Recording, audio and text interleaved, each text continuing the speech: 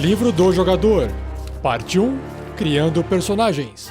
Capítulo 3, Classes. Dessa vez é a vez do Monge. Regras do D&D 5e. Uma produção RPG Next. Sejam bem-vindos a mais um episódio do Regras do D&D, quinta edição. Eu sou o Rafael47 e nesse episódio irei apresentar o que o livro do jogador do RPG Dungeons & Dragons, quinta edição, diz sobre a classe Monge, ou em inglês, Monk.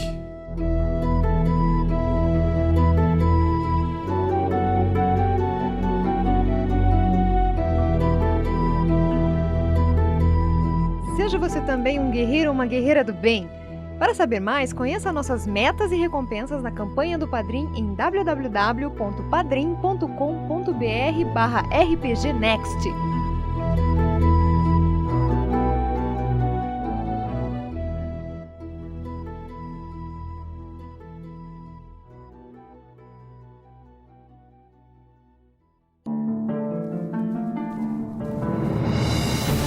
Seus punhos criam um borrão enquanto defletem uma revoada de flechas que vem vindo.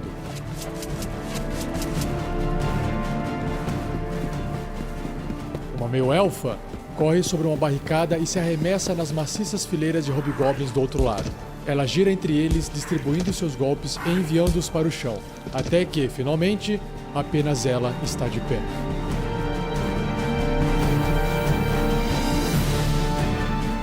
Respirando profundamente, um humano coberto por tatuagens toma uma postura de batalha. Quando os primeiros orcs em investida alcançam-no, ele exala e uma rajada de fogo é expelida de sua boca, engolfando seus oponentes.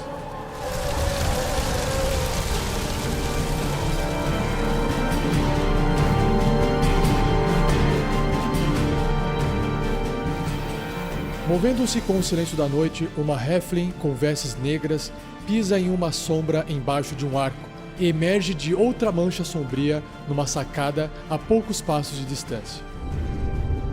Ela desliza sua lâmina para fora da bainha em panos enrolados e se esgueira através da janela aberta em direção ao príncipe tirano, tão vulnerável no abraço do sono.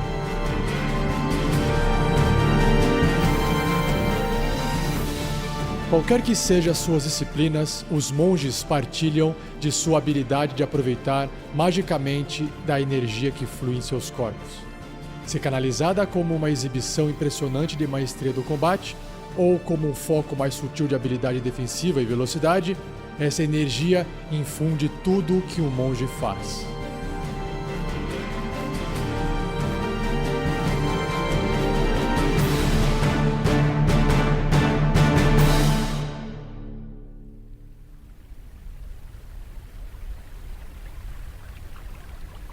Fala pessoal, beleza?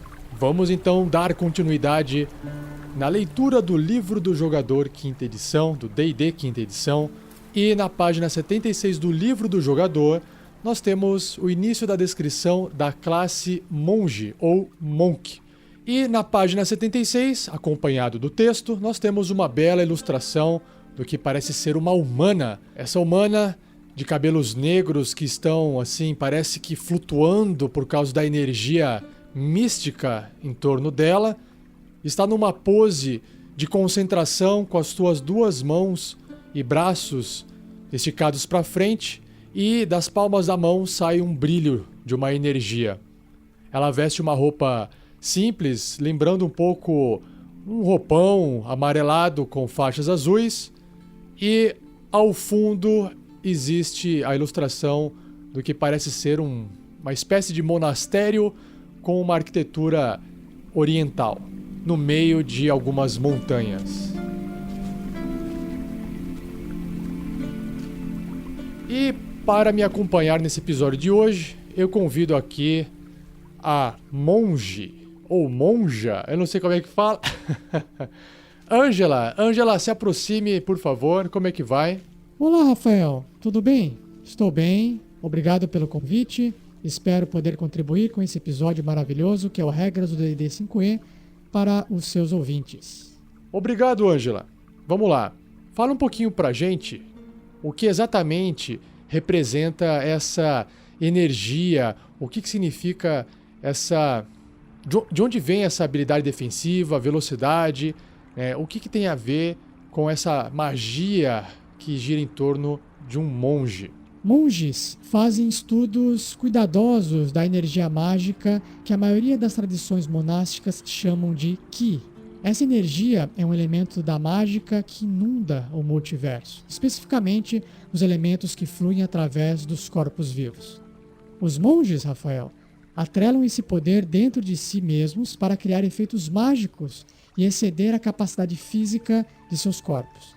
E alguns dos seus ataques especiais podem bloquear o fluxo de Ki dos seus oponentes. Usando essa energia, os monges canalizam velocidade e força incríveis em seus ataques desarmados.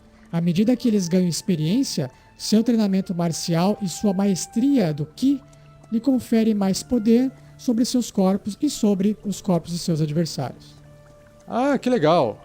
Tem essa pegada realmente espiritual por trás dos poderes do monge, mas como se, em vez de ser um deus enviando poder, vocês chamam de Ki.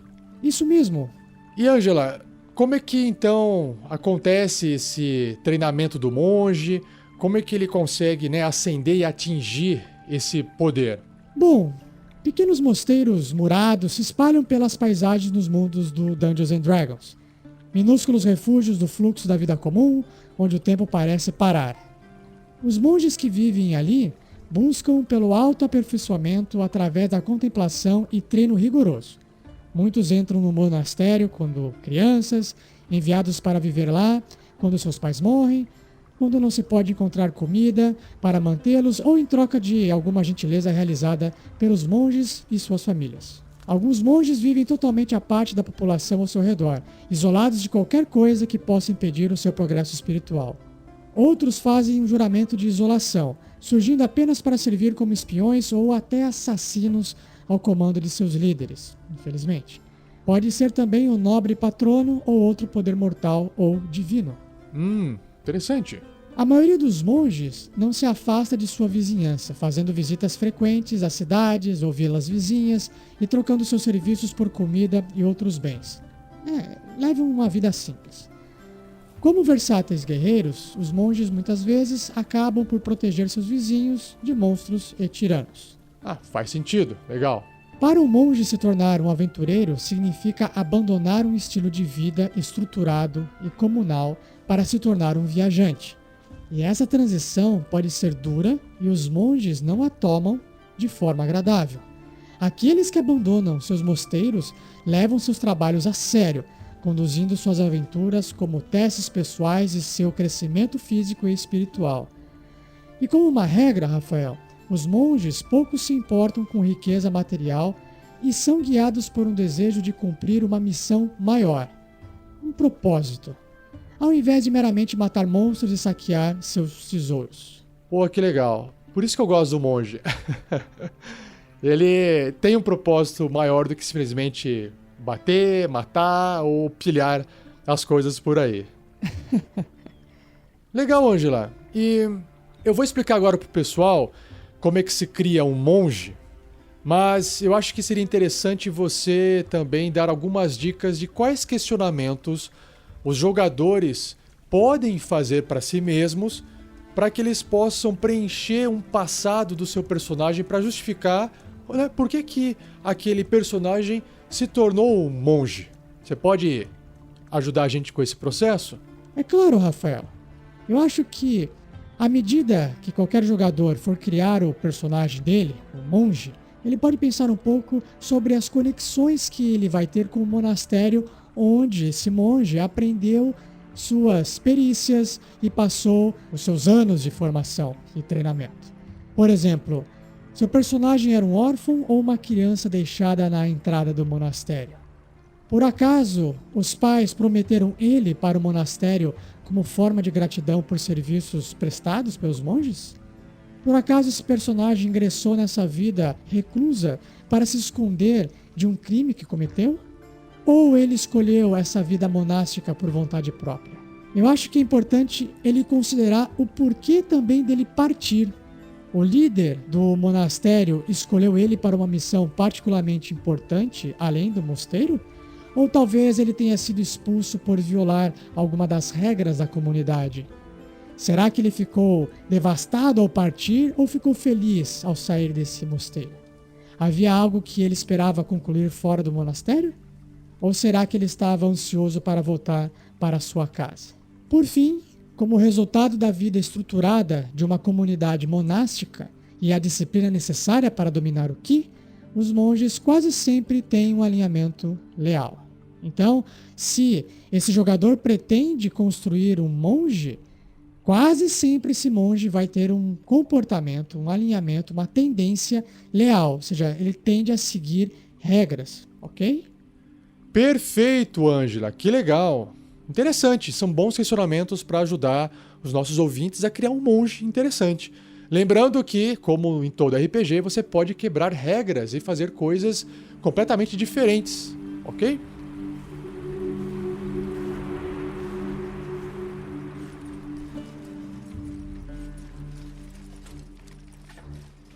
Então, galera, vamos lá para a construção rápida do monge. Como sempre, toda classe aqui no livro tem um resuminho de como que você pode construir um personagem de forma mais rápida, sem gastar muito tempo. É uma sugestão, na verdade, para você seguir, para você fazer um monge eficiente. Então, o que o livro sugere inicialmente é, na escolha de seus atributos, que são aquelas habilidades, né? Força, destreza, constituição, inteligência, sabedoria e carisma, aqueles 6 atributos principais, primeiro, coloque o seu valor de habilidade mais alto em destreza, porque vai dar agilidade para o monge, que vai facilitar ele ter uma defesa maior e vai ajudar ele a encaixar os golpes com maior facilidade. E, em segundo ponto, o segundo atributo mais alto deveria ser sabedoria, porque sabedoria vai auxiliar todos os poderes que usam o Ki do monge. Por fim, sobre o background ou antecedente, ele sugere você escolher o eremita, porque o eremita combina com esse perfil, né, genérico do monge. Agora, dentro das características de classe, o monge, começando com os pontos de vida, possui um dado de 8 faces de vida, de pontos de vida por nível. Ou seja, ele perde para o bárbaro, que tem um D12, perde para o guerreiro, que tem um D10, e se equipara com o clérigo, que tem um D8. As classes que a gente já citou anteriormente, em outros episódios. Então, apesar de o monge ser um combatente, percebam que os pontos de vida dele não são tão altos. E claro que no primeiro nível, os seus pontos totais de vida serão 8, valor total, né, do dado de 8 faces, mais o seu modificador de constituição. Então, cuidado para não deixarem a constituição num valor muito baixo, ok? E claro que se você for evoluir o seu personagem a partir do segundo nível em diante, você vai rolar o dado de 8 faces, somar o modificador de constituição, mas combine com o seu mestre que, se vocês quiserem manter pontos de vidas médio, ao invés de rolar o dado de 8 faces, porque pode acabar saindo 1, né, vocês podem optar pelo valor número 5, e aí nunca rolar o dado de 8 faces. Inclusive, é o que eu recomendo, já falei em outros episódios aqui, e mantenho aqui também essa sugestão. Por que eu mantenho essa sugestão? Porque os pontos de vida dos monstros no livro dos monstros também são pontos de vidas médios, ok? Então acho que se todo mundo fica na média, o jogo fica mais equilibrado. Agora falando um pouco de proficiências, ou seja, né, o que o monge aprende. Sobre armaduras, nenhuma. Monges não treinam, não desenvolvem habilidade de luta e combate usando armadura, que a ideia do monge é não usar nada. Já sobre as armas, apenas armas simples e espadas curtas, que é a única arma marcial da lista. Em ferramentas, o seu personagem vai poder escolher um tipo de ferramenta de artesão ou um instrumento musical. Isso é mais para dar um flavor para o seu monge, não há necessidade de que essa escolha seja algo realmente mecânico. Okay? Mas traz um gostinho, traz um passado, traz uma justificativa para a história dele. Sobre os testes de resistência, ele é proficiente em testes de resistência de força e de destreza. Já em perícias, você deve escolher 2 dentre acrobacia, atletismo, furtividade, história, intuição e religião. Repare que parte dessas perícias ou habilidades são físicas, como acrobacia, atletismo, furtividade, envolve o treinamento físico, e já outra parte das habilidades representa um conhecimento, que é o estudo, que vem um pouco da sabedoria ou da inteligência. História, intuição, religião e por aí vai. Na parte de equipamento, o seu personagem monge começa com o seguinte equipamento que eu vou citar aqui, além do equipamento concedido pelo background, pelo antecedente que você escolheu. Se você escolheu eremita, depois a gente vê mais pra frente, em episódios futuros, a descrição de cada antecedente, de cada background. Então, o seu monge ele vai poder ter, letra A, uma espada curta, ou B, qualquer arma simples. Lembrando que a espada curta é uma arma marcial.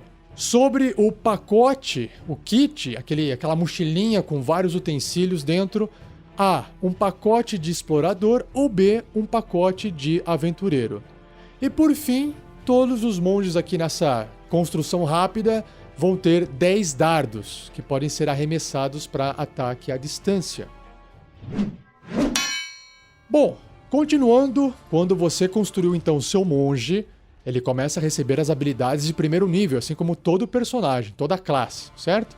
Então, no primeiro nível, ele tem uma habilidade chamada Defesa sem Armadura. A partir desse nível, então, quando o monge não estiver vestindo nenhuma armadura, nem empunhando um escudo, a sua classe de armadura, a sua CA, será 10, que todo mundo tem 10. Mas o modificador de destreza, que até aqui também qualquer personagem tem essa armadura, né? Essa classe de armadura.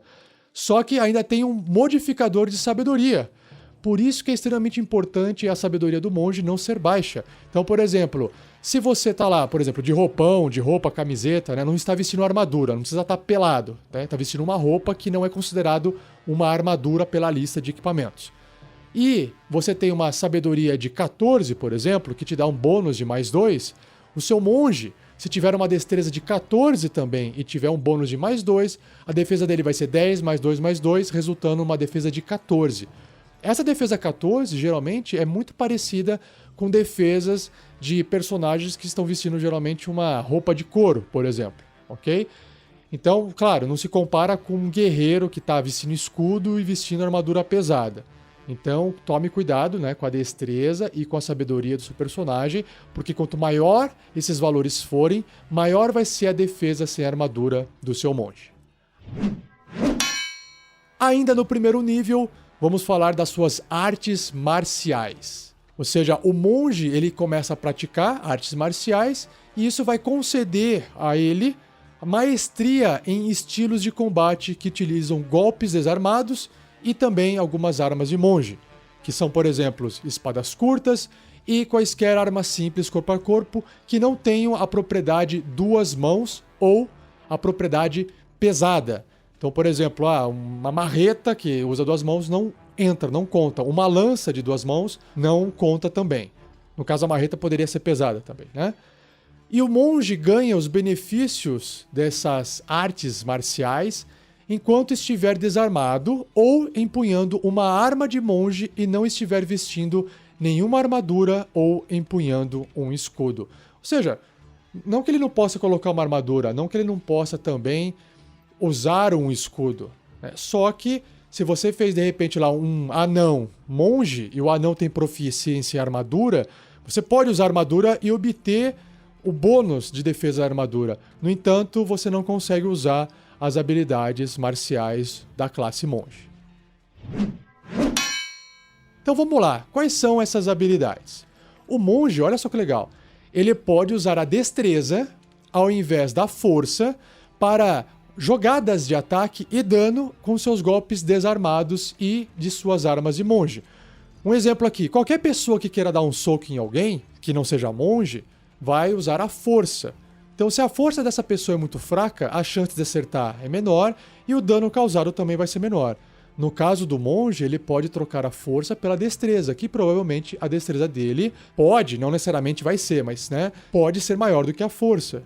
Então você escolhe qual você quer para poder dar golpes desarmados. E golpe desarmado é chute, cabeçada, joelhada, pontapé, vocês entenderam? É qualquer golpe que não usa uma arma. E claro, se ele estiver usando armas de monge, como foi descrito ali, Por exemplo, uma espada curta, que é uma arma de monge. Então ele pode usar também a destreza. Beleza? E também um outro item é que o monge ele pode rolar um dado de 4 faces, um D4, no lugar do dano normal dos golpes desarmados e armas de monge. Porque o dano de um golpe desarmado é 1 ponto. E quando ele dá um soco, o monge causa 1 D4 de dano. Esse dado muda à medida que o monge adquire novos níveis, como é mostrado na coluna Artes Marciais na tabela O Monge. Então, se você voltar uma página aí, você consegue visualizar a tabela do monge. E o monge começa ali em Artes Marciais com 1d4 no nível 1. Quando ele chega no 6º nível, ele passa a causar 1d6 de dano com seus golpes desarmados. No 11º nível, 1d8. E no 17º nível em diante, 1d10. Por fim, o terceiro tópico e último aqui dessa parte é que quando o monge usa a ação de ataque com um golpe desarmado ou uma arma de monge no turno dele, ele pode realizar um golpe desarmado com uma ação bônus. Ou seja, ele deu um soco, deu uma espadada, uma espada curta, né, num dos golpes, ele pode gastar a ação bônus e dar mais um golpe desarmado, tipo um chute, um soco, uma cabeçada, você escolhe. Lembrando que, assumindo que esse monge não gastou a ação bônus dele nesse turno, porque todo personagem só tem uma ação bônus no turno dele. Se me permite, Rafael, eu tenho algo a acrescentar aqui. Claro, Ângela, por favor. Determinados monastérios usam formas especializadas de armas de monge. Por exemplo, um monge pode usar uma clava feita por 2 pedaços de madeira conectados por uma pequena corrente, chamado de nunchaku, ou uma foice com uma lâmina fina, estranha, chamada kama. Qualquer que seja o nome que esse monge use para essa arma de monge, ele pode usar as estatísticas que você acabou de citar, mostradas, né, para essas armas do capítulo 5, que vai ser lá na frente, lá no livro. Ah, legal, ou seja, é como se tivesse uma pequena adaptação são as mesmas armas, mas elas têm um formato diferente. E, para simplificar o jogo, elas usam as mesmas estatísticas das armas comuns. Isso mesmo. Legal, obrigado, Ângela. Bom, continuando, a partir do 2º nível, o monge adquire o seu poder, né? Ele treina o seu Ki. Ou seja, o treinamento pelo qual o monge vem passando permite que ele controle uma energia mística, que é o Ki. E o acesso a essa energia é representada por um número de pontos. São os pontos de Ki. O nível do monge determina o número de pontos que ele tem, como é mostrado na coluna Pontos de Ki da tabela O Monge. Ou seja, voltando lá na tabela, no nível 1 não existe, já no nível 2 ele tem 2 pontos de Ki, no nível 3, 3 pontos de Ki. E para cada nível ele tem 1 ponto de Ki a mais. O monge, então, ele pode gastar esses pontos para abastecer várias características do Ki. Então ele conhece 3 dessas características, que são rajada de golpes, ou flurry of blows, que são vários golpes desferidos em alta velocidade. Tem a defesa paciente, ou patient defense, e o passo do vento, step of the wind. Ou seja, o monge aprende mais características de Ki à medida que ele vai adquirindo níveis na classe de monge. A gente já vai explicar, já vou falar sobre essas habilidades especiais do Ki. Quando o monge gasta esse ponto de Ki, então ele se torna indisponível até o monge realizar um descanso curto ou um descanso longo, e no fim desse descanso, todos os pontos de Ki gastos voltam para o monge. Lembrando que o monge deve gastar pelo menos 30 minutos do descanso dele meditando para recuperar esses pontos de Ki. Ou seja, ele tem que se concentrar. Se algo de repente faz com que ele não possa se concentrar durante 30 minutos, ele não consegue recuperar esses pontos de Ki, ok? Então isso aí pode até gerar um plot histórico aí para sua aventura. Ele pode estar atormentado, enfim. Algumas das características de Ki requerem que o alvo do monge realize um teste de resistência para resistir ao efeito dessa habilidade do monge. Por exemplo, de repente ele dá um golpe e vai deixar atordoado, a gente já vai ler quais são os efeitos, e aí o teste tem que fazer um teste de resistência. É basicamente igual resistir uma magia. Então, a matemática ela é sempre parecida, né? Nesse caso é 8, que é o número padrão, mais o bônus de proficiência do monge, do seu personagem, do nível que ele está. Quando ele começa no nível 1, o bônus é 2, mais o modificador de sabedoria. Então, vamos supor lá, de novo, que ele tem uma sabedoria de 14, com bônus mais 2. Ele está no nível 2, porque ele só pode usar esses poderes do Ki no nível 2, então ele ainda está com bônus de proficiência mais 2. Então isso dá 8 com 2, 10, com 2, 12. Então ele teria ali, por exemplo, uma dificuldade de resistência, né? O inimigo, para poder resistir esse golpe que usa o poder do Ki, de 12. Tem que jogar o dado e tirar 12 ou mais. Então agora eu vou explicar para vocês o que é aquelas 3 habilidades de Ki que eu citei. A rajada de golpes, a defesa paciente e o passo do vento. Então vamos lá. Primeiramente, a rajada de golpes.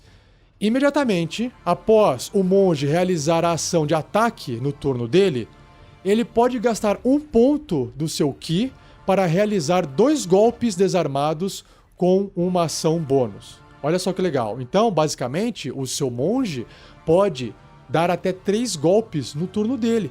3 socos. Então, o soco causa menos dano do que uma espadada normal? Causa. Só que o seu monge, aplicando 3 golpes de uma vez, pode acabar derrubando até 3 inimigos fracos de uma vez, certo? Lembrando que no D&D quinta edição, você pode se mover, parte do seu movimento, e depois você pode gastar uma ação e continuar se movendo, e aí gastar essa ação bônus. Isso é muito legal porque, além da mobilidade, permite que o monge, né, consiga ir golpeando mais o inimigo ao mesmo tempo. Isso é a rajada de golpes. E aí, se vocês repararem também, no nível 2, ele tem 2 pontos de Ki. Então ele pode fazer isso 2 vezes até realizar um descanso curto. Então, imagine que todo combate ele pode acabar em 2 vezes, em 2 turnos, gastar 1 ponto, né, de Ki para cada turno e desferir vários golpes. Isso é muito legal. Mais uma coisa, né? Ele não necessariamente tem que estar dando soco no primeiro golpe. Nesse ataque da ação padrão dele, ele pode estar utilizando uma arma de monge, que é uma arma simples, ou, por exemplo, uma espada curta. Então, no começo, esse primeiro golpe é melhor que você realize ele usando, por exemplo, uma espada curta, porque o dano é maior do que o seu próprio soco. Mas se o seu monge estiver completamente desarmado, ele continua dando golpes. Então, a minha recomendação seria, por exemplo, ele usou uma espada curta para atacar e tentar causar um dano maior, e aí ele gasta 1 ponto de Ki para ele poder fazer mais 2 golpes desarmados, gastando a sua ação bônus. Inclusive, lembrando que esse primeiro golpe que ele dá na ação normal pode ser, por exemplo, um ataque com um dardo, que é um ataque à distância. Ele arremessa um dardo e ainda desfere 2, um chute e um soco no outro personagem que está do lado dele. Próximo é a defesa paciente. O monge ele pode então gastar também 1 ponto de Ki para realizar a ação de esquivar com uma ação bônus. Gente, isso aqui é muito bom. Porque assim, o que significa entrar em dodge? Dodge é a ação de defesa total, de esquiva. Significa que o seu personagem, ele gasta uma ação, ele deixa de atacar, por exemplo, mas todo ataque que for feito contra ele até o próximo turno daquele personagem é feito com desvantagem. Então imagina que o monge, ele de repente não quer atacar ninguém, ou ele quer atravessar todo um local e ele precisa gastar, né, se concentrar em chegar em determinado ponto e evitar ataques ao máximo. Então ele entra em dodge. Só que qualquer personagem pode fazer isso, certo? Só que você deixa de atacar. No caso do monge, ele faz isso com uma ação bônus se ele gastar 1 ponto de Ki. Isso que é legal, porque ele pode então, vamos supor, ele gastou 1 ponto de Ki, usou sua ação bônus, ainda ele tem um movimento e ainda ele tem a ação normal. Então nessa ação normal ele ainda pode atacar. Ou ele pode fazer um dash, que é trocar a ação por mais movimento. Ou seja, ele pode, teoricamente, né, mover o dobro e se esquivando. Então isso é muito eficaz para você poder usar isso a seu favor na parte defensiva, principalmente em combate. Beleza? E por fim, o passo do vento, onde o monge também pode gastar 1 ponto de Ki para realizar a ação de desengajar ou disparada, que é o disengage ou dash, com uma ação bônus, ao invés de uma ação normal, no turno dele. E a distância do salto que o monge faz é dobrada para aquele turno. Isso é legal porque ele de repente deixou seus pés, suas pernas muito mais rápidas. O monge fica extremamente mais veloz. Então o que é a ação de desengajar? É sair de perto de um inimigo sem sofrer um ataque de oportunidade. Eu vou explicar mais sobre ataque de oportunidade em episódios futuros quando a gente chegar nas regras de combate, beleza? Mas basicamente é a questão defensiva dele ali sendo ativada. Então ele pode fazer isso, né, essa ação de desengajar, ele pode usar o movimento, ele gasta a ação dele, não pode mais atacar, por exemplo, e ele gasta para poder sair de perto de um inimigo, sem levar ataque de oportunidade. Só que o monge pode fazer isso com uma ação bônus se ele gastar um ponto de ki. E a disparada foi o que eu falei. Ele gasta um ponto de ki e ele faz a disparada ao invés de gastar a sua ação de entrar em disparada, que é o dash. No segundo nível, ele tem uma habilidade chamada Movimento Sem Armadura. O deslocamento do monge aumenta 3 metros, ou seja, 2 quadrados, né? 1,5 metro é um quadradinho, enquanto ele não estiver usando armadura nem empunhando um escudo. E esse bônus aumenta quando ele alcança níveis como mostrado na tabela o monge. Lembrando que no nono nível, ele também ganha a habilidade de se mover através de superfícies verticais e sobre líquidos no turno dele. Claro, né, sem cair durante o movimento. Ou seja, ele vai conseguir dar uns passinhos na parede e vai conseguir correr em cima da água, por exemplo, a partir do nono nível em diante. Olha que legal. E essa velocidade vai aumentando de quadrado em quadrado, ou seja, de 1,5 metro em 1,5 metro. Então, no sexto nível é 1,5 metro a mais, um quadrado a mais. A partir do 10º nível, então, ele tem mais 6 metros. A partir do 14º, mais 7,5 metros. E a partir do 18º nível, ele tem mais 9 metros. Se você for um humano, por exemplo, você acabou de dobrar a sua velocidade, né? Que começa com 9 metros, mais 9 metros dá 18 metros. São 12 quadrados para andar só com a ação de movimento. Ou seja, o monge fica muito rápido. Já no terceiro nível, o monge adquire uma tradição monástica, ou seja, ele ingressa uma das tradições seguintes, que pode ser o caminho da mão aberta, Way of the Open Hand, o caminho sombrio, Way of Shadow, e o caminho dos 4 elementos, Way of the 4 Elements. Todas elas eu vou descrever daqui a pouco para vocês. E essa tradição vai conceder ao monge novas habilidades, novas características no 6º, no 11º e no 17º nível. Então, continuando aqui na evolução normal do monge. A partir do 13º nível, o monge adquire uma habilidade chamada Defletir Projéteis, ou Deflect Missiles. E essa habilidade é muito legal, eu acho muito legal. Ou seja, olha só que legal. O monge, ele pode usar a reação dele para defletir, ou seja, né, desviar a trajetória, ou apanhar um projétil, quando ele for atingido por um ataque de arma à distância. Então, por exemplo, o inimigo pegou um arco e flecha, né, um goblin, e atirou uma flecha contra o seu monge, e ele pode bater nessa flecha e desviar, ou pegar na mão essa flecha. Quando isso acontecer, o dano é reduzido em 1d10 mais o modificador de destreza mais o nível do monge. Agora, olha só. Então, se esse dano for reduzido a 0, você pode apanhar o projétil. Ou seja, se ele não for reduzido, é como se você tentou desviar aquela flecha e a flecha pegou de raspão. Então você não consegue segurar ela na mão, mas ela pega, você defletiu ela. Agora, se você reduziu os danos a 0 pontos, você pode escolher apanhar esse projétil. Se ele, claro, for pequeno o suficiente para você segurar ele em uma mão, que você tenha pelo menos livre. Se você apanhar esse projétil, se o seu personagem apanhar esse projétil dessa forma, ele pode gastar 1 ponto de ki para realizar um ataque à distância com essa arma ou a munição que ele acabou de pegar, como parte da mesma reação. Ele tá pegando a flecha e tá atacando de volta, por exemplo. Lembrando que, olha só, a distância tem uma errata, né? A Wizards, ela lançou uma errata do livro e diz o seguinte, que esse ataque à distância do monge, ou seja, essa flecha que ele pegou na mão e tá atacando de volta, tem um limite de distância, porque ele não está disparando a flecha com um arco, ele está disparando com a própria mão. Então a distância é, no máximo, 20 pés, que basicamente 20 pés são 6 metros, ou 4 quadradinhos. Então, você pode arremessar esse projeto até 4 quadradinhos, normalmente, ou até no máximo 60 pés, que são uns 20 metros mais ou menos, 13 quadradinhos. Então esse é o limite máximo que o monge pode arremessar com desvantagem. A partir dessa distância não é possível mais fazer com que o projeto chegue lá, ok? Então o monge realiza esse ataque usando a proficiência dele, independente se essa arma que ele está usando é ou não proficiente. E esse projétil que ele está atirando de volta conta como uma arma de monge para esse ataque. Cara, bem legal, né? Essa habilidade. Vamos continuar aqui. Quando o monge atingir o 4º nível, assim como todas as outras classes, ocorre um incremento no valor de atributo dele. E, novamente, esse incremento ocorrerá no 8º, no 12º, no 16º e no 19º nível.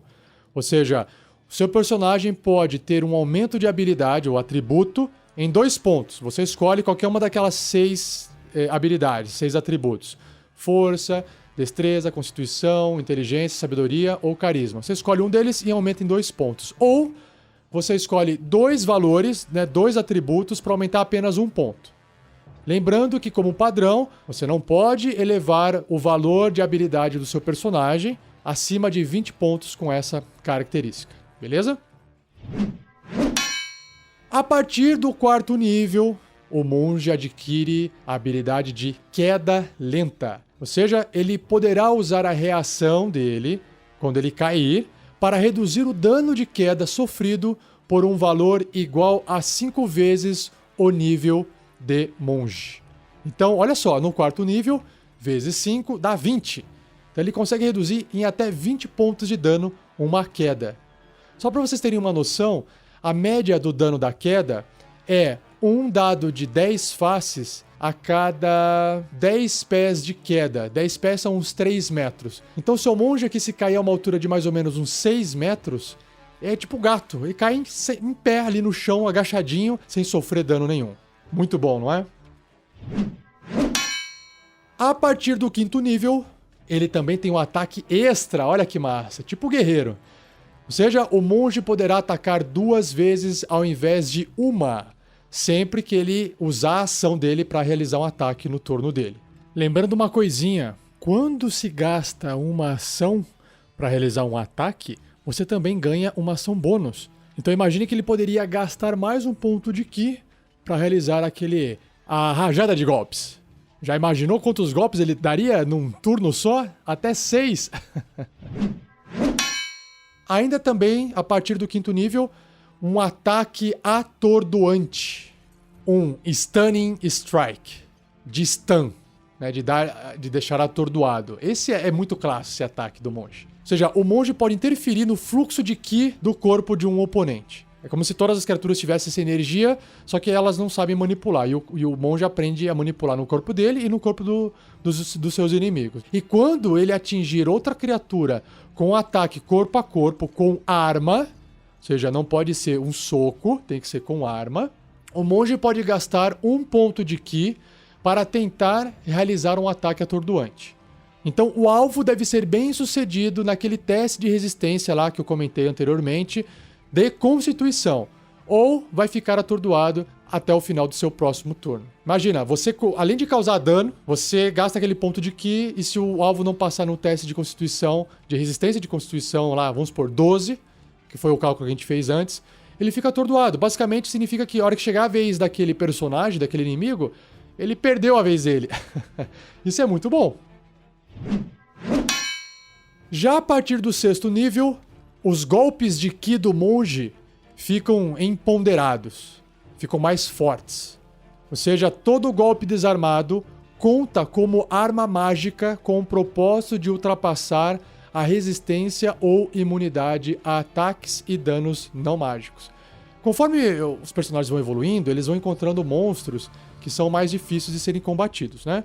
E o que acontece? Alguns monstros podem ter resistências a dano normal, e só com armas mágicas que eles vão conseguir sofrer mais, né? E aí o golpe desarmado do monge, ele acaba sendo considerado um golpe mágico, uma arma mágica para esse efeito. Já a partir do 7º nível, o monge adquire a habilidade chamada evasão, evasion, ou seja, ele poderá se esquivar agilmente de certos efeitos em área, como o sopro elétrico de um dragão, ou uma magia de bola de fogo, imagina. Ou seja, quando o seu monge for alvo de um efeito que exige um teste de resistência de destreza para sofrer metade do dano, que é o caso desses 2 exemplos que eu citei agora, o monge, ao invés disso, não sofre dano nenhum se ele passar nesse teste. E ele sofre metade do dano se ele falhar no teste. O que significa? Que, por mais que o monge falhe nos testes de destreza, de resistência de destreza de uma bola de fogo, por exemplo, ele nunca vai levar o dano inteiro da bola de fogo. Ele vai levar sempre metade. E se ele passar no teste, ele foi tão ágil magicamente que aquele fogo não pegou ele, de alguma forma não pegou, mesmo ele estando ali no meio do fogo. Então essa é a habilidade mágica do monge a partir do 7º nível. Também a partir do mesmo 7º nível, a mente tranquila faz parte do monge. Stillness of Mind. Ou seja, o seu personagem poderá usar a ação para terminar um efeito em si mesmo que esteja enfeitiçando ou amedrontando o seu personagem. Isso é muito bom, porque às vezes encerrar um feitiço ou essa condição de estar amedrontada pode fazer toda a diferença entre a vida e a morte e o sucesso dentro de um combate. Já no nível 10, a pureza corporal também faz parte do monge. Ou seja, a maestria do ki dele flui através do corpo, tornando o monge imune a doenças e venenos. Então, doenças normais, venenos comuns, nada disso afeta mais um monge no 10º nível em diante. A partir do 13º nível, o monge aprende a tocar o ki de outras mentes, fazendo com que ele compreenda todos os idiomas falados. Essa habilidade se chama Idiomas do Sol e da Lua, ou Tongue of the Sun and Moon. Tongue é língua, né? Além disso, qualquer criatura que possa entender um idioma poderá entender o que o monge também fala. Basicamente, ele se torna um Google Translator. O monge consegue se comunicar fácil e ser entendido, né, com outras criaturas. A partir do 14º nível, Alma de Diamante, Diamond Soul. A maestria do Ki do monge concede a ele proficiência em todos os testes de resistência. Ou seja, ao invés de ele fazer só aqueles testes de força e destreza com proficiência, os testes de resistência de força e destreza com proficiência, ele faz qualquer teste de resistência com proficiência. Além disso, toda vez que ele realizar um teste de resistência e ele falhar, poderá gastar 1 ponto de Ki para jogar novamente esse dado e ficar com o segundo resultado. Ou seja, fantástica essa habilidade. Você de repente está sendo afetado por uma magia muito forte e você tem que fazer um teste de resistência e falhou. Gasta 1 ponto de Ki e joga novamente. Falhou, gasta outro ponto de Ki, tenta novamente. Vamos lá. No 15º nível em diante, ele adquire a habilidade chamada Corpo Atemporal. Timeless Body, um corpo sem tempo, né? Atemporal.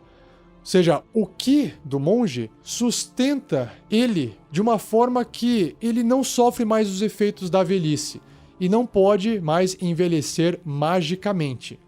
Claro que ainda o monge vai morrer de velhice com a idade avançada. No entanto, a sua aparência vai permanecer sempre a mesma. Acho que o mais importante é que, além disso, o monge não precisa mais de comida ou água. Vocês têm noção disso? O cara se tornou tipo um Highlander. Só que um Highlander que vai morrer com a idade avançada, mas não precisa comer e não precisa beber água. Só vai comer por prazer. Imagina que fantástico isso. A partir do 18º nível, ele adquire a habilidade Corpo Vazio, Empty Body. Ou seja, o monge pode usar a ação dele para gastar 4 pontos de Ki e ficar invisível por 1 minuto. 1 minuto são 10 rounds se for dentro de um combate, mais ou menos. Durante esse tempo, o monge também adquire resistência a todos os danos, exceto dano de energia. O que já é bastante coisa, né? Dano de energia é tipo fogo, eletricidade, esse tipo de coisa. Mas ele ganha resistência. A resistência é todo o dano é reduzido pela metade. Levou um soco, metade do dano. Levou um corte, metade do dano. Levou uma pancada na cabeça, metade do dano. Então imagina, né, o quão forte é esse poder. Ele compensa aqueles pontos baixos de vida do monge por ter um D8 de dados de vida. Além disso, nessa habilidade ainda, o monge pode gastar 8 pontos de Ki para conjurar uma magia chamada Projeção Astral, sem precisar de componentes materiais. Quando o monge fizer isso, ele não poderá mais levar qualquer outra criatura com ele. Basicamente, é uma magia que vai envolver esse plano astral e a gente vai falar mais sobre esses efeitos em episódios futuros. E antes de a gente começar a falar das tradições monásticas, uma última característica que o monge tem é a característica do 20º nível, do último nível, chamado autoaperfeiçoamento, ou Perfect Self, o seu eu perfeito. Quando o monge estiver nesse 20º nível e ele rolar iniciativa e não tiver nenhum ponto de Ki restante, ele recupera 4 pontos de Ki. Isso é, assim, não é um super hiper poder, mas como o monge pode fazer muitas coisas com os seus Kis, ou seja, se ele tiver esgotado de pontos de Ki, iniciou um combate, ele já tem 4 pontos de Ki se ele tiver zerado. Ou seja, isso incentiva o jogador sempre estar gastando os pontos de Ki de seu personagem monge. Porque no nível 20, não importa se você está com 0, você sempre tem 4 pontos de Ki no início de um combate. Ou, não precisa ser um combate, às vezes rolou iniciativa para poder, sei lá, fugir de alguma coisa, alguma cena de ação, sabe? Então ele já recupera 4 pontos de Ki ali. Fantástico, não é? Uau, muito bom mesmo, Rafael. Eu não vejo a hora de subir nos meus níveis de monge. Então vamos lá, Ângela. Explica pra gente então um pouquinho o que significa as tradições monásticas. Vamos lá, Rafael. 3 tradições de busca monástica são comuns nos monastérios espalhados pelo multiverso. A maioria dos monastérios pratica exclusivamente uma tradição, mas alguns poucos honram as 3 tradições e instruem cada monge de acordo com as suas aptidões e interesses. Imagine uma escola, onde pode ter mais de uma técnica lá dentro. Então, às vezes um monastério pode acabar ensinando as 3, mas o mais comum é ter uma só, uma técnica só. Todas as 3 tradições compartilham as mesmas técnicas básicas, divergindo à medida que o estudante se torna mais adepto. Portanto, o monge precisa escolher apenas uma tradição quando ele alcança uma maturidade. E essa maturidade é a maturidade do 3º nível. E é justamente agora que a Ângela vai explicar inicialmente o que representa cada uma dessas tradições. Começando com o caminho da mão aberta, ou Way of the Open Hand.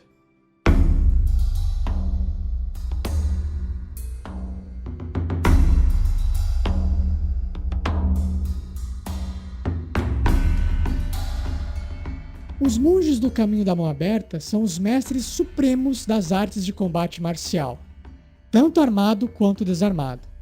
Eles aprendem técnicas para empurrar, derrubar seus oponentes, manipulando o Ki para curar os ferimentos dos seus corpos e praticando uma meditação avançada que os protege de malezas. E pelo que eu sei, a primeira técnica é a técnica da mão aberta. Então, quando o monge escolhe essa tradição do caminho da mão aberta, claro que ele vai aprender a técnica da mão aberta. Então, no 3º nível, o monge poderá manipular o Ki do seu inimigo, enquanto o seu monge está ali melhorando, né, controlando o próprio Ki. Então, toda vez que esse monge atingir uma criatura com um dos seus ataques garantidos por uma rajada de golpes, aquele Flurry of Blows, lembra, você gasta um ponto de Ki e pode usar a sua ação bônus para fazer 2 golpes. Pá, pá, pá. E aí, então, acertou esse golpe usando a rajada de golpes, o monge pode impor um dos seguintes efeitos no alvo. Então são 3. Número 1. O alvo deve ser bem sucedido num teste de resistência de destreza ou ele vai cair no chão. 2. O alvo deve realizar um teste de resistência de força E se o alvo falhar, o monge poderá empurrá-lo a 4,5 metros de distância para longe do monge, que 4,5 metros vai dar 3 quadradinhos. Ou, número 3, o alvo não poderá realizar reações até o final de seu próximo turno.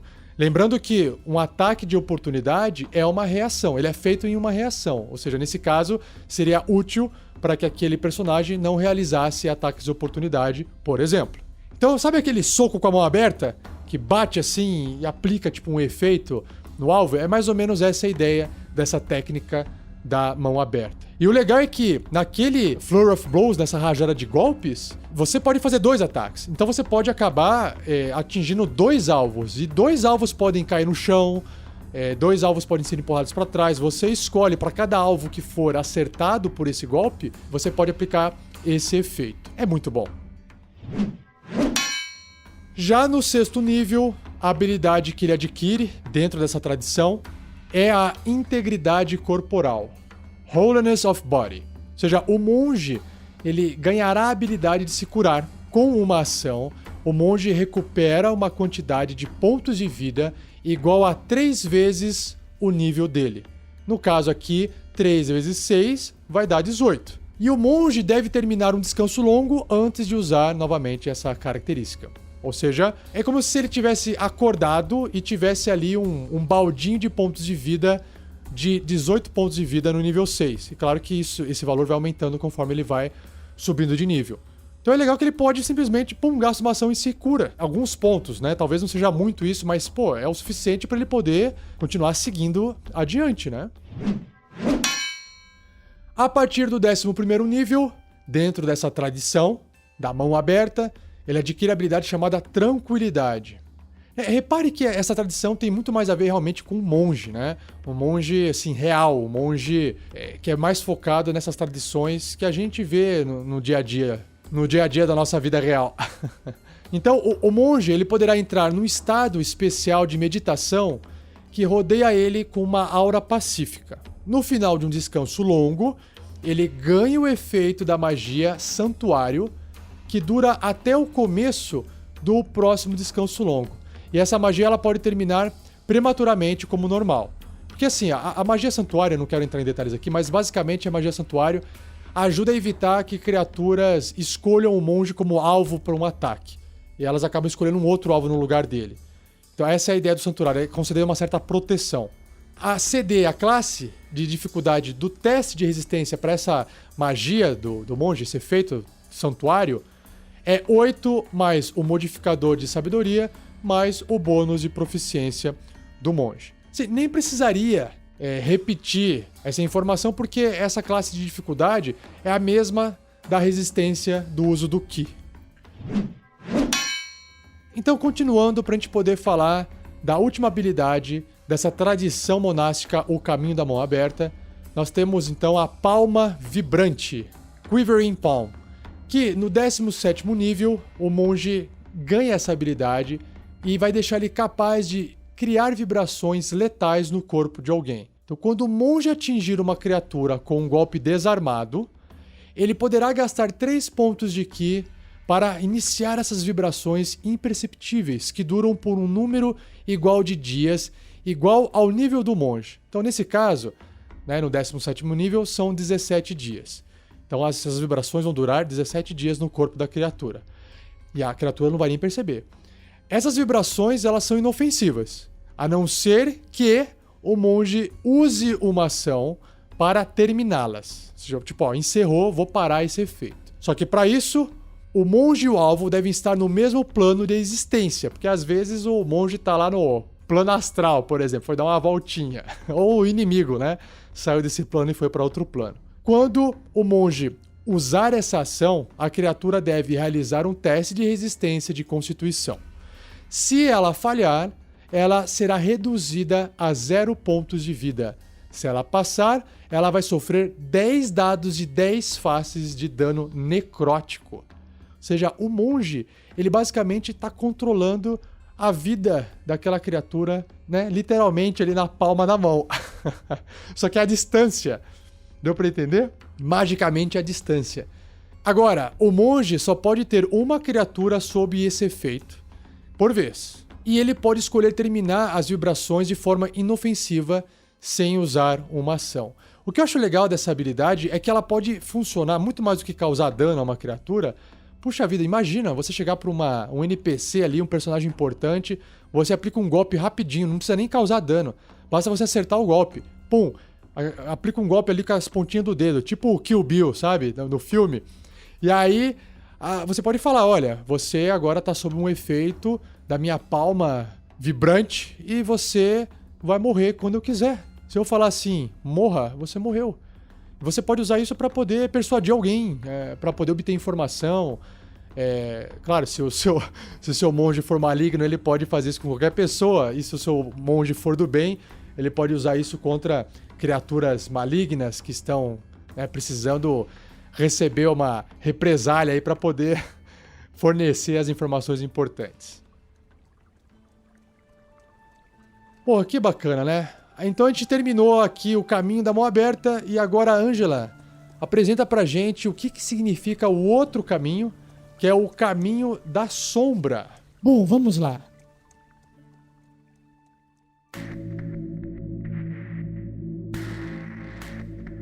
Então, Rafael, monges do caminho da sombra.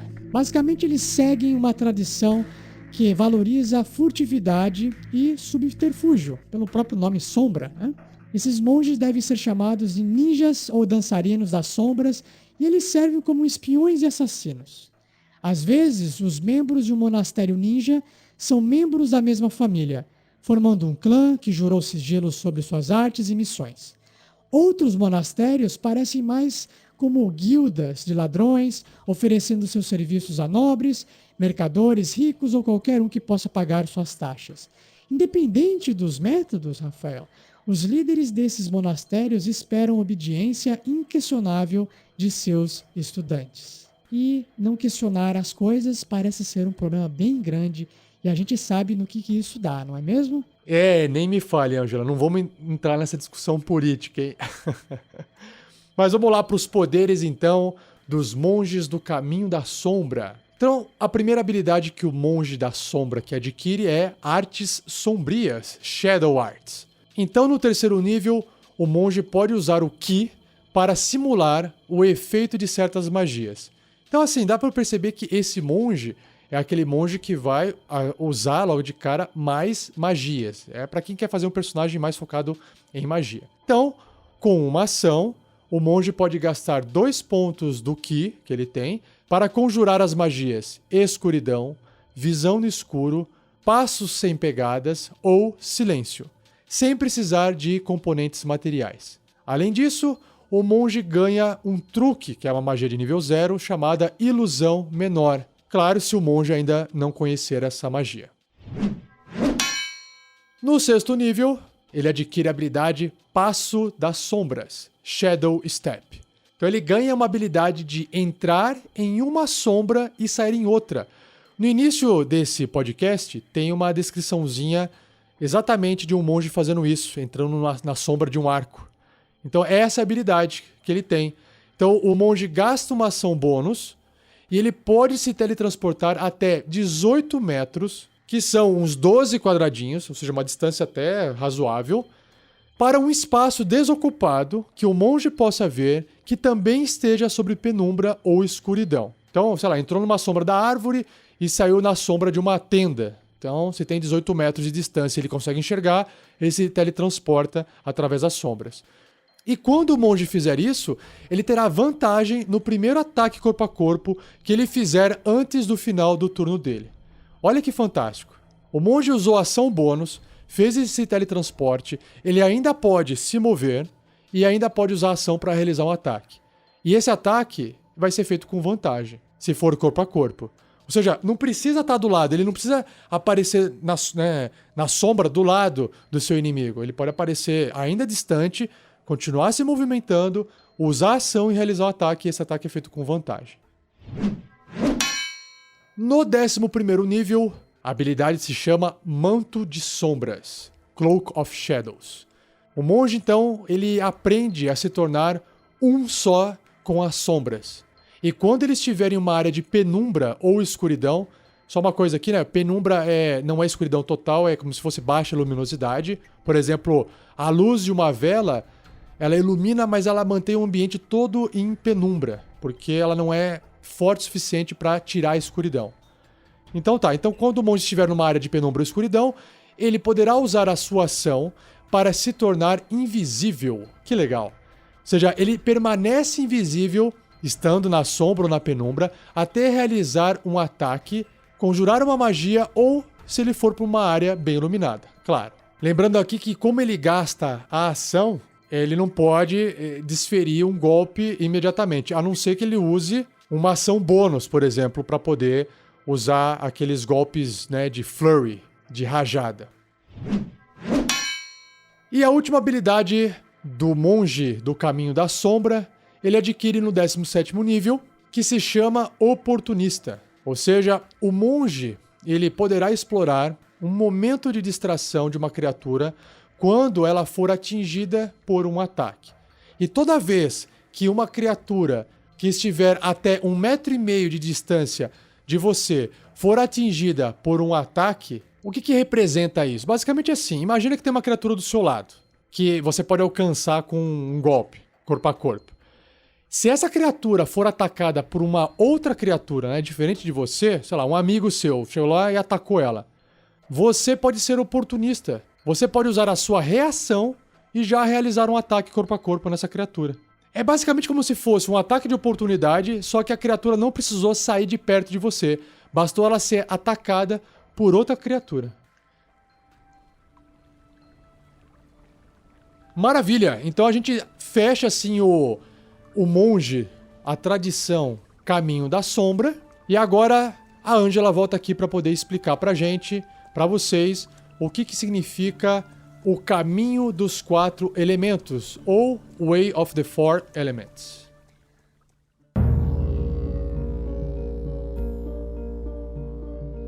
Bom, Rafael, essa tradição monástica, ela ensina ao monge a dominar os elementos. Quando o monge foca o seu ki, ele consegue alinhar as forças da criação e molda os elementos à sua vontade, usando-os como uma extensão do corpo. Alguns membros dessa tradição se dedicam a um único elemento, por exemplo, fogo, mas outros tecem os elementos juntos. O que também é interessante, Rafael, que permite até que as pessoas, ao bater o olho num monge desse tipo, percebam algo, é que muitos desses monges tatuam seus corpos com representações dos seus poderes de ki, normalmente representadas através de dragões enrolados, mas também como fênix, peixes, plantas, montanhas e ondas. Oh, interessante! Parece aqueles monges daquele desenho Avatar. Perdão, Rafael, eu não sei que tipo de ilustração você está falando. Não, relaxa, Ângela, estou falando com os ouvintes, eles conhecem. Ah, sim, claro. Então vamos lá. Quando o monge escolher essa tradição no 3º nível, a habilidade que ele adquire se chama Discípulo dos Elementos. Ou seja, ele aprende disciplinas mágicas que manipulam o poder dos 4 elementos. Uma disciplina requer que ele gaste pontos de ki cada vez que ele for usar. Então o monge conhece a disciplina chamada Sintonia Elemental e uma outra disciplina, a escolha de você, que eu vou detalhar na seção Disciplinas Elementais mais adiante. Lembrando que também esse monge vai aprender uma disciplina adicional à sua escolha no 6º, no 11º e no 17º nível. E toda vez que o seu personagem monge aprender uma nova disciplina elemental, você, como jogador, pode trocar uma disciplina elemental que o seu monge já conhecia por uma disciplina nova. Agora, o que é importante é que algumas dessas disciplinas elementais permitem que o monge conjure magias. E que a gente vai falar mais sobre regras de conjuração de magias no capítulo 10 em episódios futuros. Para o monge conjurar uma dessas magias, ele usa o tempo de conjuração da própria magia e das suas regras, mas ele não precisa fornecer os componentes materiais dela, ok? Quando o monge alcançar o 5º nível da classe monge, ele poderá gastar pontos de ki adicionais para aumentar o nível da magia elemental que ele for conjurar. considerando que a magia tem um efeito de aprimoramento em um nível maior. Como, por exemplo, mãos flamejantes. Ou seja, a mão flamejante, se ela for feita num nível maior, ela causa mais dano. Bola de fogo também. Raio, por aí vai. O nível da magia aumenta 1 para cada ponto de ki adicional gasto. Por exemplo, se um monge de nível 5 usar a magia Golpe de Varredura Cauterizante ou Sweeping Cinder Strike para conjurar a magia chamada Mãos Flamejantes, o monge poderia gastar 3 pontos de ki para conjurá-la como uma magia de segundo nível. O custo base da disciplina de 2 pontos mais 1. Ou seja, o livro já deixa claro que para gastar essa disciplina, para usar essa disciplina, o monge tem que gastar 2 pontos de ki. E aí, para elevar a magia de nível 1 para nível 2, tem que gastar mais 1 ponto. Agora, o número máximo de pontos de ki que o monge poderá gastar para conjurar uma magia dessa forma, incluindo o custo de ki base e quaisquer pontos de ki adicionais que ele gastar para elevar o nível, é determinado pelo nível do monge. E aí já tem uma tabela, né? A tabela do monge dos pontos de ki. Aí ele faz até um recorte aqui para facilitar, aqui no livro. Então, por exemplo, se o monge estiver entre o 5º e o 8º nível, o máximo de pontos de ki que ele pode gastar para poder fazer a magia são 3. Do 9º ao 12º são 4, do 13º ao 16º são 5 e do 17º ao 20º nível são 6 pontos. Continuando. Disciplinas elementais. Quais são elas? Vamos descrever aqui. No livro, ele apresenta as disciplinas em ordem alfabética, porque cada disciplina só pode ser aprendida se o monge estiver no nível requerido pela disciplina. Muitas delas, ele não requer um nível. Então, eu vou seguir a ordem do livro, apesar da primeira ser a baforada do inverno, o sopro do inverno, que ele precisa estar no 17º nível para poder usar essa disciplina, porque como muitas outras não possuem esse nível, acho que facilita seguir a ordem alfabética. Essa disciplina Sopro do Inverno faz com que o monge possa gastar 6 pontos de ki para conjurar uma magia chamada Cone de Frio. Cone of Cold. Pronto. Basicamente ele está aqui transformando o monge num mago ou num feiticeiro, só que melhora um pouco porque ele não precisa nem usar os componentes materiais daquela magia para realizar ela. A próxima disciplina se chama Clench of the North Wind, ou Serragem do Vento do Norte. Precisa estar no 6º nível para poder aprender essa disciplina, e o monge que souber usar essa disciplina, ele pode gastar 3 pontos de ki para conjurar a magia e imobilizar pessoa. A próxima disciplina se chama Elemental Attunement, Sintonia Elemental, e não requer nenhum nível. Claro que ele tem que estar no 3º, que é quando ele adquire a habilidade de ser um discípulo desses elementos.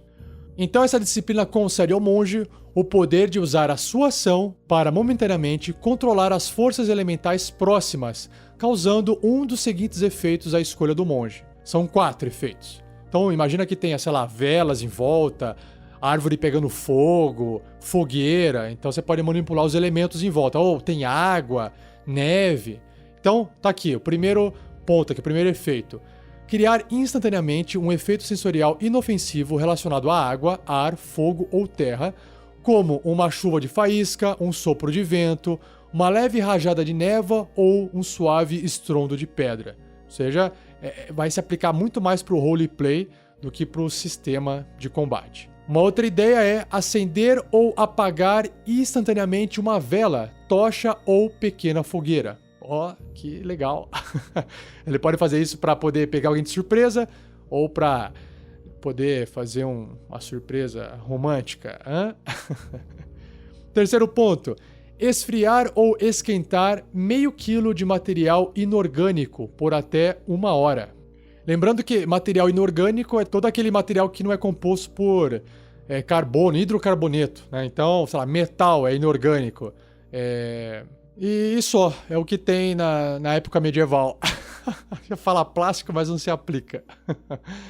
E um outro efeito é fazer com que terra, fogo, ar ou névoa, que possa caber dentro de 30 centímetros cúbicos, se molde em uma forma bruta que o monge esculpiu por 1 minuto.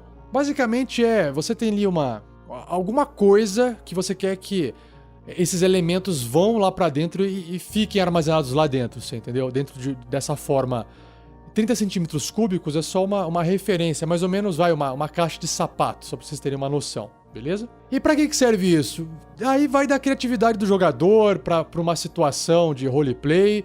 É difícil parar agora e pensar, mas a pessoa que vai construir esse personagem e vai querer usar essa disciplina, ela tem que ler e tem que ficar pensando assim, pô, onde que eu poderia usar essa situação? Onde que eu poderia fazer com que a Terra coubesse num espaço desse? Ou o fogo. Pô, o fogo faz mais sentido. Você pode levar o fogo dentro de uma caixa, por exemplo.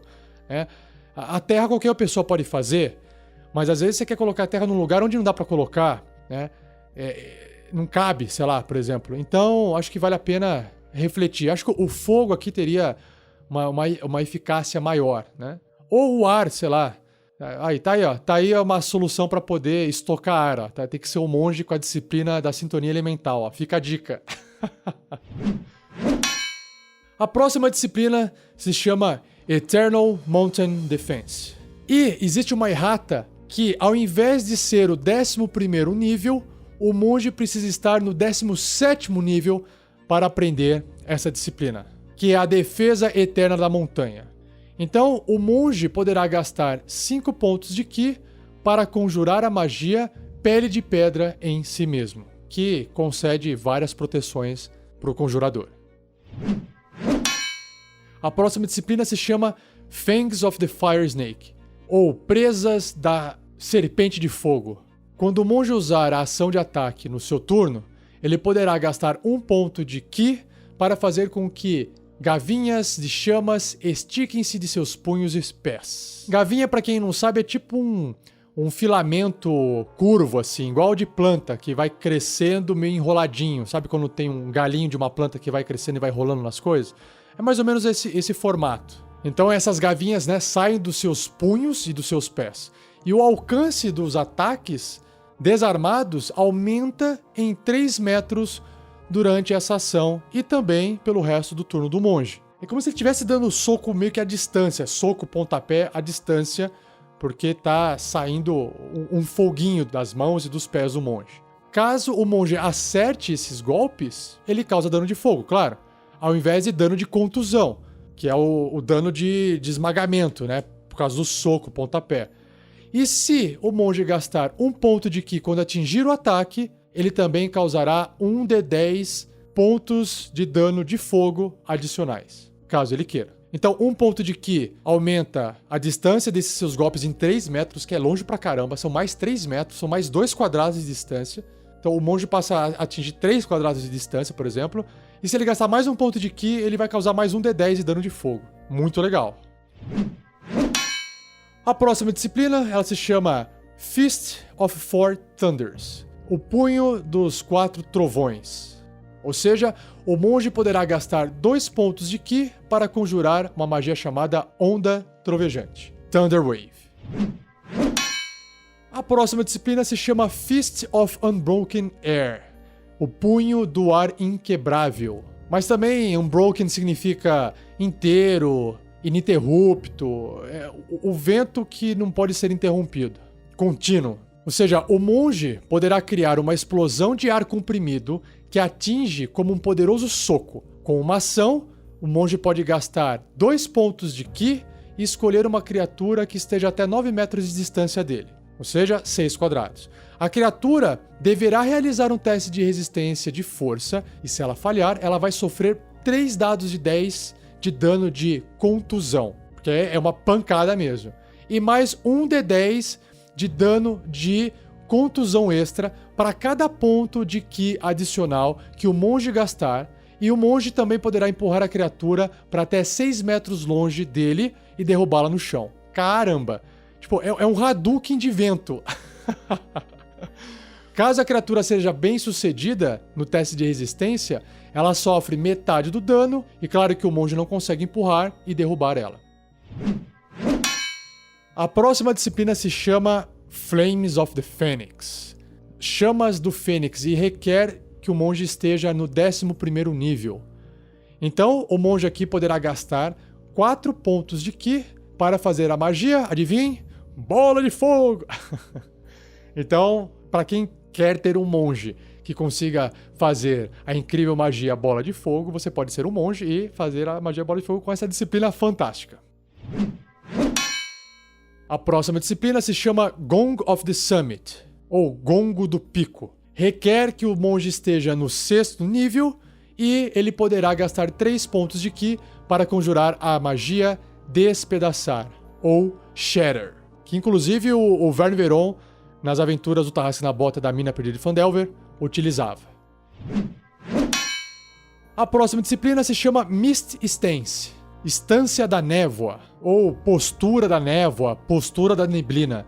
Também requer que o monge esteja no 11º nível e ele poderá gastar 4 pontos de Ki para conjurar a magia chamada Forma Gasosa, nele mesmo. Mais uma disciplina aqui, Ride the Wind, ou seja, passear, cavalgar o vento. O monge tem que estar no 11º nível e ele poderá gastar 4 pontos de Ki para conjurar a magia Voo em si mesmo. Mais uma disciplina da letra R, em ordem alfabética, River of Hungry Flame, o riacho da chama esfomeada, com fome, ou rio de chamas famintas. Requer que o monge esteja no 17º nível e ele poderá gastar 5 pontos de Ki para conjurar a magia Muralha de Fogo, Wall of Fire. A última disciplina da letra R é a Rush of the Gale Spirits, Investida dos Espíritos da Ventania, onde o monge poderá gastar 2 pontos de Ki para conjurar a magia Lufada de Vento, ou Gust of Wind. Agora indo para 2 disciplinas de letra S. A primeira é a Shape the Flowing River, ou moldar o rio que está correndo, ou moldar o rio corrente. Com uma ação, o monge poderá gastar 1 ponto de Ki para escolher uma área de gelo ou água não maior que 9 metros quadrados até 36 metros dele. Nesse caso, o monge poderá transformar a água em gelo dentro dessa área e vice-versa, e poderá remodelar o gelo na área da maneira que desejar. Ou seja, ele pode pegar uma região de água ali e transformar em gelo para que alguém possa, de repente, pisar em cima, ou até o contrário, a pessoa está parada em cima do gelo, ele derrete e a pessoa cai na água. Além disso, o monge poderá levantar ou baixar essa elevação de gelo, criar ou encher uma vala, ou erguer ou achatar uma parede e formar um pilar, por exemplo. A extensão dessas mudanças de forma não podem exceder metade da maior dimensão da área. Por exemplo, se o monge afetou 9 metros quadrados, ele poderá criar um pilar de até 4,5 metros de altura, erguer ou rebaixar a elevação do quadrado em 4,5 metros, escavar uma vala de 4,5 metros de profundidade e assim por diante. O monge não pode moldar o gelo para aprisionar ou ferir uma criatura na área. A outra disciplina com letra S é a Sweeping Cinder Strike, golpe de varredura cauterizante, onde o monge poderá gastar 2 pontos de Ki para conjurar a magia Mãos Flamejante, Burning Hands. E agora as 2 últimas disciplinas com a letra W é a Water Whip, ou chicote de água, onde o monge poderá gastar 2 pontos de Ki. E, só um detalhe aqui, existe uma errata do livro, tá? Não é gastar uma ação bônus, mas é gastar uma ação normal, uma ação, para criar um chicote de água que empurra e puxa uma criatura para desequilibrá-la. Uma criatura que o monge possa ver que esteja até 9 metros dele, deve realizar um teste de resistência de destreza. Se ela falhar, a criatura sofre 3 dados de 10 fases de dano de contusão, mais 1d10 de dano de contusão extra para cada ponto de Ki adicional que o monge gastar. E o monge também poderá derrubar a criatura no chão ou puxá-la até 7,5 metros para perto do monge. Se a criatura for bem sucedida nesse teste de resistência e destreza, ela vai sofrer metade do dano e, claro, o monge não vai conseguir nem puxar ou derrubar ela com esse chicote de água. E por fim, a última disciplina é a Wave of Rolling Earth, onda da terra rolante. Onda de pedras rolantes, algo assim. Requer que o monge esteja no 17º nível e ele poderá gastar 6 pontos de Ki para conjurar a magia Muralha de Pedra, Wall of Stone. Ufa, então é isso. Claramente, para quem quiser jogar com o monge do Caminho dos 4 Elementos, é para quem gosta também de ter esse gostinho de magia envolvida. Ou seja, é um personagem um pouco mais complexo porque você tem que ter em mãos as magias que o seu monge poderá fazer usando essas disciplinas. E Angela, antes de a gente terminar esse episódio e você partir e eu agradecer você tem mais alguma coisinha que você gostaria de falar para os nossos ouvintes? Sim, Rafael, claro. Gostaria de falar um pouquinho sobre as ordens monásticas. Essas a gente acabou de citar. Tem mais um pouco de informação dentro do universo do D&D. Vai lá, Angela, manda bala. Então assim, nós sabemos que nos mundos de D&D contém uma multidão de monastérios e tradições monásticas. Em terras com um toque de cultura asiática, como em Sholung, no Oriente dos Reinos Esquecidos, dos Forgotten Realms, esses monastérios são associados a tradições filosóficas e à prática de artes marciais. A Escola da Mão de Ferro, a Escola das 5 Estrelas, a Escola do Punho Setentrional e a Escola da Estrela do Sul, de Sholung, ensinam diferentes abordagens das disciplinas física, mental e espiritual do monge. Alguns desses monastérios se espalham para terras ocidentais de Faerûn, especialmente para terras com grandes comunidades de imigrantes de Show, como em Tesk e Portão Ocidental. Outras tradições monásticas são associadas com divindades que ensinam o valor do aperfeiçoamento físico e disciplina mental. Nos Reinos Esquecidos, em Forgotten Realms, a Ordem da Lua Negra é formada por monges dedicados a Sar, a deusa das sombras, que mantém comunidades secretas em colinas remotas, atrás dos aliados e em esconderijos subterrâneos. Monastérios de Ilmaster, o deus dos flagelados, recebem nomes de flores e suas ordens carregam nomes de grandes heróis da crença, os discípulos de Santos Solars, o 2 vezes martirizado, residem no monastério da Rosa Amarela, perto de Damara. Os monastérios de Eberron combinam os estudos de artes marciais com uma vida de estudos. A maioria é devota das divindades do soberano anfitrião.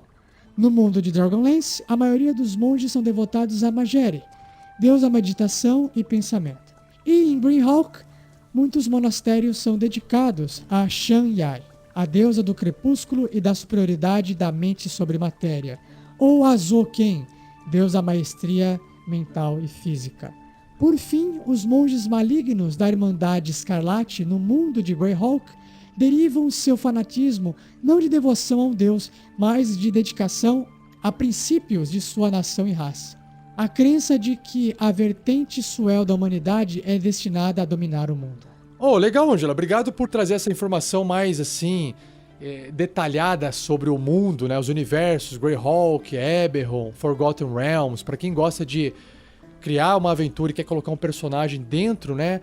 Amarrar melhor em relação aos deuses, em relação a essa mitologia, em relação a esse histórico desses mundos. Essa informação que você passou é bem legal. Então, a gente aqui vai finalizando esse episódio do Monge. Angela, muito obrigado pela sua participação, obrigado aqui por nos ajudar. De nada, Rafael.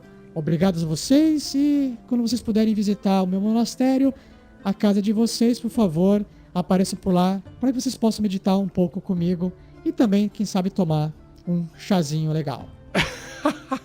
Esse chazinho legal aí, não sei se soou legal, hein, Angela? É verdade. Então estou indo nessa. Tchau, tchau, pessoal. Maravilha, espero que vocês tenham gostado desse episódio. Lembrando que nós do RPG Next, lá no site rpgnext.com.br, nós temos mais conteúdo para você poder acompanhar, conteúdo em texto para você ler, outros podcasts, né, de aventura de RPG, de bate-papo e até de outros sistemas de RPG, se você gosta de ouvir esses episódios que, né, exploram a fundo o sistema de jogo de RPG, visite o nosso site. Se você acha que está faltando alguma coisa para complementar, se você quer agregar alguma coisa sobre o monge, poste links, comente no post desse episódio. E se você estiver gostando desse livro e ainda você não tem o seu e quiser comprar, cogite a possibilidade de comprar através do nosso link de afiliado do amazon.com.br. O livro para você vai ficar o mesmo valor normal, a diferença é que a Amazon passa um percentual para a gente para nos ajudar na divulgação. Não se esqueça de visitar as nossas redes sociais no Facebook, Twitter, Instagram e YouTube.